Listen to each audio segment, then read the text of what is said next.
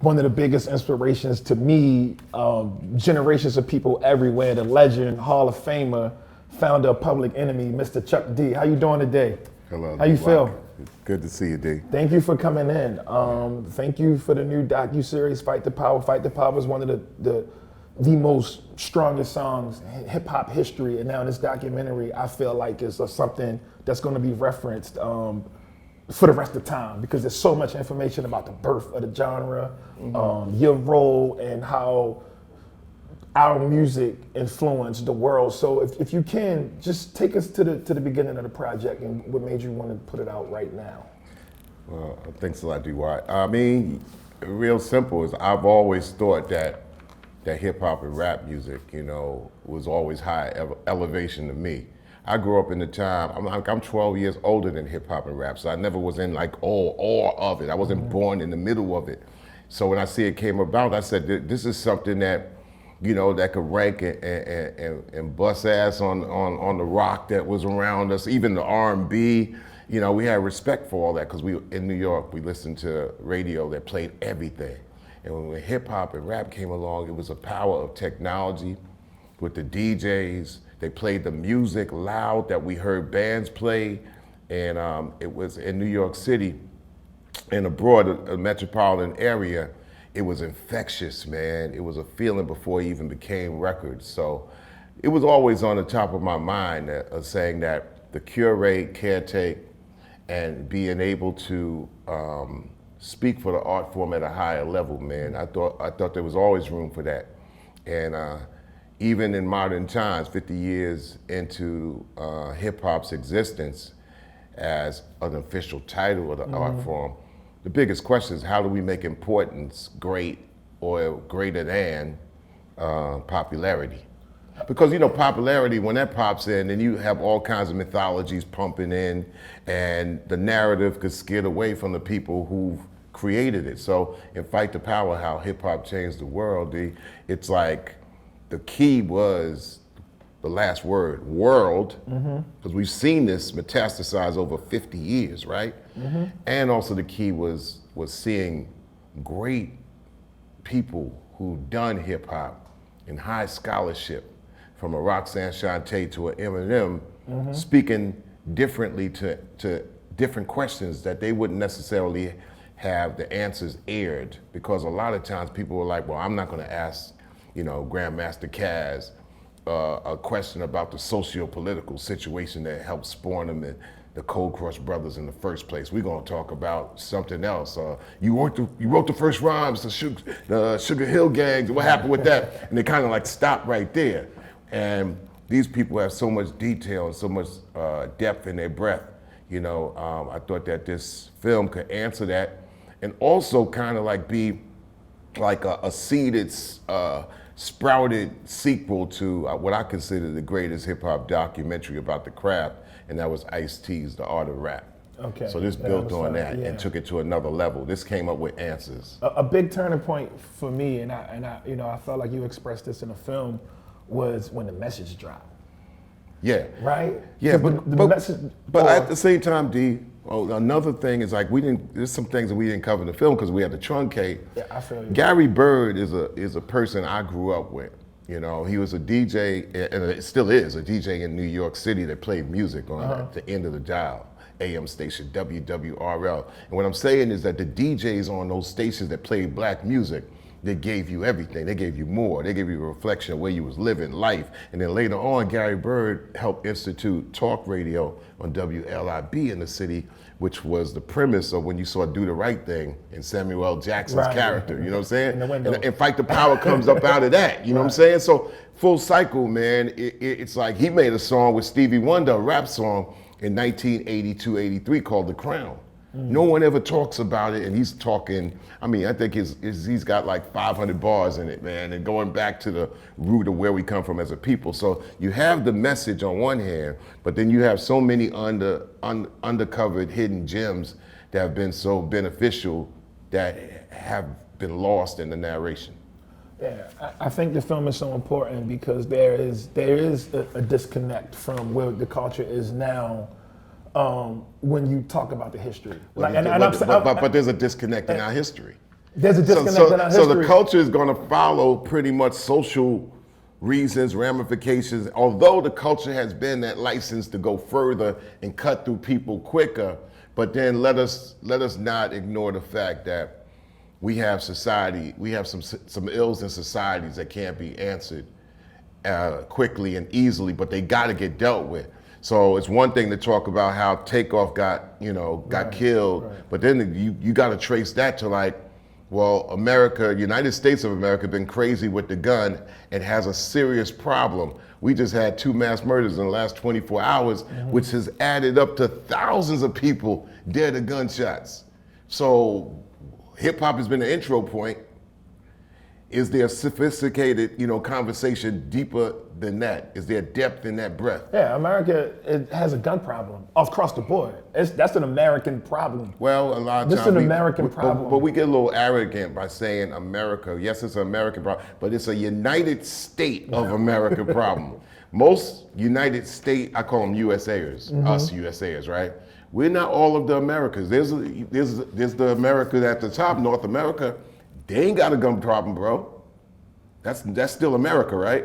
But we call ourselves America because we get arrogant with it. It's it's like you from Maryland, right? You know when a New Yorker walks in the room, Right.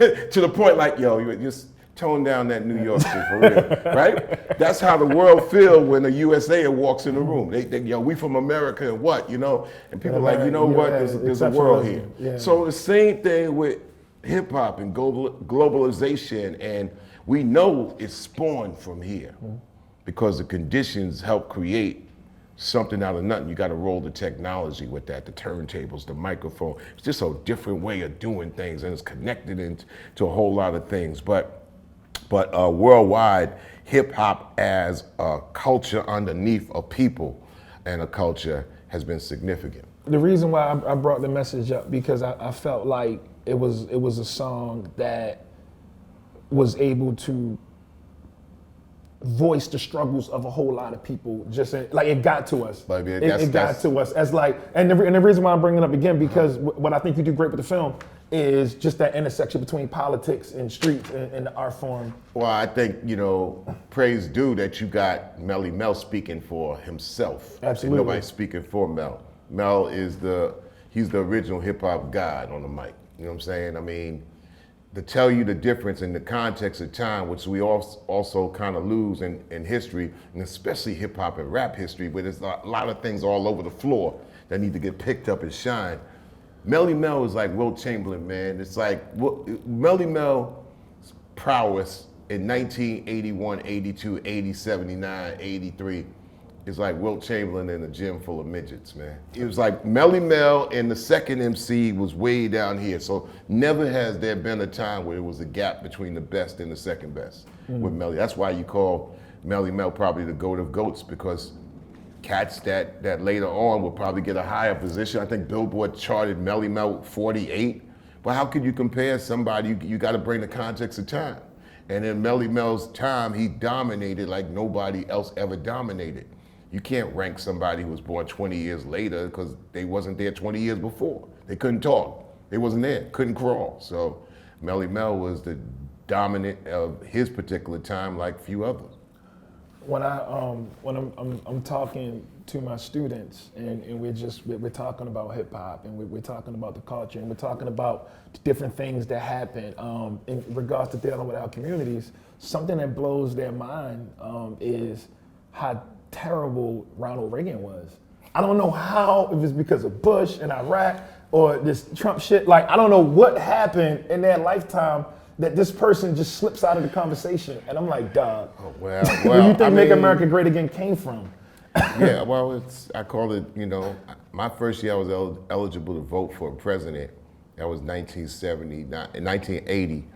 And I used my vote for Angela Davis. Right. But then I started to understand there was a trick bag in that I should have voted for Jimmy Carter, because every vote for anybody else other than Jimmy Carter, that was a vote for Reagan. Right. And then we got what we call 12 years of R&B, Reagan and Bush. Yeah, so I'm saying bad R&B, not the good stuff. Yeah, bad not the good stuff. R&B. Yeah, and it's completely devastated and wiped out black communities, east to west, south and north. I mean, I see it in front of my own eyes and life. So out of this became a reason that the message spoke for what it seemed in New York City at the time, and what Public Enemy was able to see across the map of the USA when we were privileged to be able to travel to these places because of a Grandmaster Flash and the Furious 5, Kumo D and the Treacherous 3, The Sequence, Funky 4 plus one more, Run DMC, Houdini, Dougie Fresh and the Get Fresh crew. And so, you know, so that's where we came from. In that time, could you envision hip hop being what it is now? Of course, Like because I wasn't a kid. I wasn't, Right. you know, as a kid, you're fascinated because you feel that you really can't reach these things. But I was a grown man in the 80s.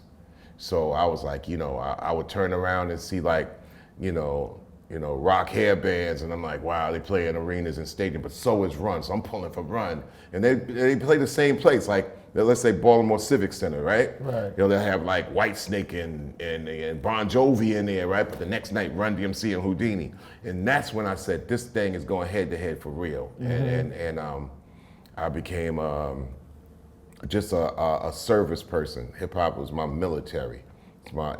Today, hip hop to me is a worldwide cultural experience and religion. Then you covered Obama, the first hip hop president. Yeah, I mean, the fact that somebody said that him and the First Lady Michelle Obama, you know, their first date, they went to see Do the Right Thing. Right. So when somebody says, yo, does President Obama, does he listen to Public Enemy?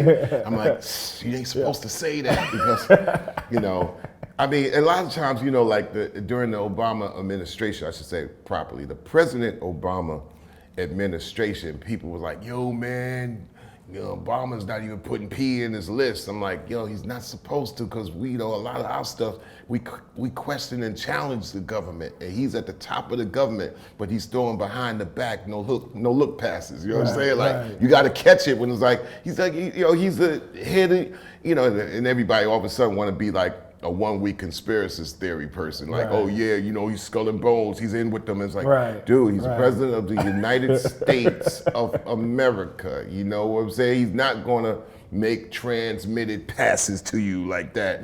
He is no longer representing the black community in the world. What we have to do is take advantage, I thought we could take advantage of the time while he's in there. Because if we take advantage of the time, when he's out of there, we know we'll have something stockpiled as far as our mentality, our overstanding, what we need to do as independent.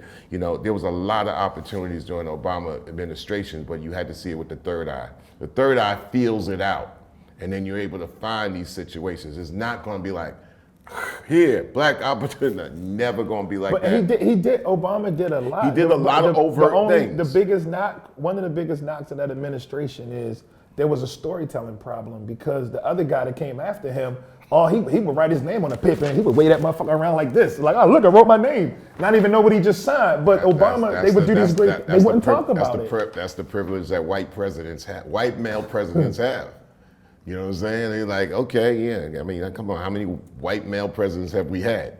Every single other one of them, right? So they got their own thing. Obama had to come in and kind of like figure out, damn, like how do I freestyle some rules up in here? They already throwing the defense, and I'm not a President Obama apologist, but you overstand, you know, the Public Enemy's first record said the government's responsible, government's plural. You gotta understand government. I've been to places, man, seriously, they say, you know what, do your songs, don't talk to the people. Most United States of Americans are limited with their knowledge of the world. You're told what you're to know, and you're fed what you're to believe. And don't question anything else. Our only saving grace for black folks in America is the diaspora. If we don't connect to the diaspora, we'll forever be in a 2,000 by 3,000 mile lower 48 state box. You got to reach to your numbers instead of saying, well, we're gonna do it by ourselves, outnumbered. That's the most ridiculous theory anywhere. If you're in a room, you're trying to get out, right? You want specialized focus to get out of that room. You don't want to just be fighting with your population. We were in such a place when Obama was elected, and you know, he served for 8 years and he was out, and I feel like huge segments of our community for obvious reasons. Shows you how fast time flies, though. Yeah, moved away from the conversation. You got to take advantage of the time that you got. You know, like Third World, by a song written by Gamble and Huff, later on done by my good friend Heavy D. Now that you found love, what you gonna do with it? The beautiful thing about this is what the documentary Fight the Power, How Hip Hop Changed the World is like. You know what? You ain't got to love hip hop. You ain't gotta like it. I know people that don't like sports. They be like, "Yo, man, I don't even follow sports," and you gotta like kind of divert the conversation somewhere else, right? But be honest and say, "Yeah, you know, hip hop. I don't really dig hip hop." Then you know, you could be whatever you want with it. The thing is, when you say you love it, then okay, what do you love about it? And a lot of times when people say they love hip hop, I say, "Well, do you love black people?" They're like, "What does that got to do with it?" It has a lot to do with it. Because our expression, our codec has come out of the fact that we weren't able to express ourselves, so therefore music and culture took a higher order to communicate to the rest of the planet about what we saw, what we felt, and how we just wanted to be accepted too. Sometimes by asking, other times by demanding. That's why I thought the Miss C. Dolores Tucker segment was done so well, because while so many people understood what she was trying to say, it was the other side of, okay, so what do you like and what do you love about the culture? And then let's have a whole conversation to kind of bring both generations together for people, you know what I'm saying? Like, let's have a real conversation instead of like starting off from a place of this music has no place. Well, I mean, aunties do what aunties do. Absolutely, absolutely. And understood when, you know, I remember when she was going on attack and her and also recently deceased, you know, rest in peace, Reverend Calvin Butts, they were going in on the record companies were here in New York. So they was making a corporate attack. And most people don't know that there's battles that are higher up over your heads that are done every second. It's like, it's not what you see, it's not what you hear all the time. It's really sometimes on what you feel based on your research and documentation of it. But anyway, back to what you see, often we're in a time where, like, if we did this like 10 years ago, it would have been an interview on the phone. And then it would have been texted and read. I think that the advantage is that, you know, with the Fight the Power documentary, we took a higher order of comprehension in the PBS and also BBC, which is high TV, not just having it a podcast or whatever. No knock on, no shade on none of that. But today people listen with their eyes. And that's a problem. People like, oh yeah, it's a good look, but is it a good read? Right. Is it a good listen? Is it a good talk? Is it a good conversation? Is it a good learn? We have 4 parts in this documentary series that we felt that it's very clear that this music could be a spectacle, but it always has. It's entertainment. It's art and music. It could be whoop whoop, bells, whistles, ha ha, whatever. But one thing about the music that other musics have proven to be, they got to also be spectacular. And spectacular keeps you in the room and also brings you back for a second and third time. A lot of the time with hip hop and rap, they throw it, and even the promoters have done this for years. It's like, I'm just worried about who gets in the room, I'm gonna get that money, and you know, whatever happens afterwards is whatever happens afterwards. Do you feel like we're in a space right now where the focus is on capitalism just too much? He was born in capitalism, but that has nothing to do with the art. Art's in everybody. The key is like, can you get the art out of you? And then the art could be to yourself. If you want to engage and try to you put pressure on it and say, like, you know what, I want to live off my art. That's a whole nother category. That's a whole nother pressure. We like to play sports. We like to play ball. Right. You know, I want to live off of my ball game. Okay, now you're inviting yourself into industry. Okay. That's the system. Now, you could go to different parts in the world where the arts and entertainment is sanctioned by the government. That's your choice. But we should at least know the choices. So is it overwrought by too much capitalism? That's the frame of mind that likes to like look at the art form as just being eyeballs. And I think that with art, sometimes the taste got to go beyond the base. Okay. But also, I just think we got to judge things by the quality instead of always the quantity. I mean, really, you could have 10,000 numbers of people that don't mean nothing, as opposed to 500 focused people. So that's where the dynamics of things online and podcasts and followers and YouTube numbers and all that, that's where it gets crazy. I mean, a young kid could do some crazy shit in the bathtub and shit and get 1 million followers. That doesn't mean you compare it to 10,000 people watching some serious study on Dr. John Hendrik Clark, who studied scholarship till he was blind. There's no comparison in the numbers, man. Also, another thing and this is why the comprehensive nature of the documentary on the higher forms of television was important, because once you get down into the middle ranks of transmission, you start to say, compare things where you might have a 45-year-old and a 15-year-old in the same digital space, and that's just not real. I mean, seriously, if you're doing your grown thing, you don't want a bunch of 15-year-olds around this, unless you're teaching them and schooling them. And after you teach them and school them, then you're like, yo, I got to get on to my regular 45-year-old life. Well, I do want that universal space where we can share these stories and share language. But you don't. But you ain't living, sleeping, drinking in that space every minute. Matter of fact, in real life, those are concerns. You know what I'm saying? But look at Black urban radio. When they went from Black radio, they took the responsibility and accountability away and they turned it urban. What the fuck does urban mean?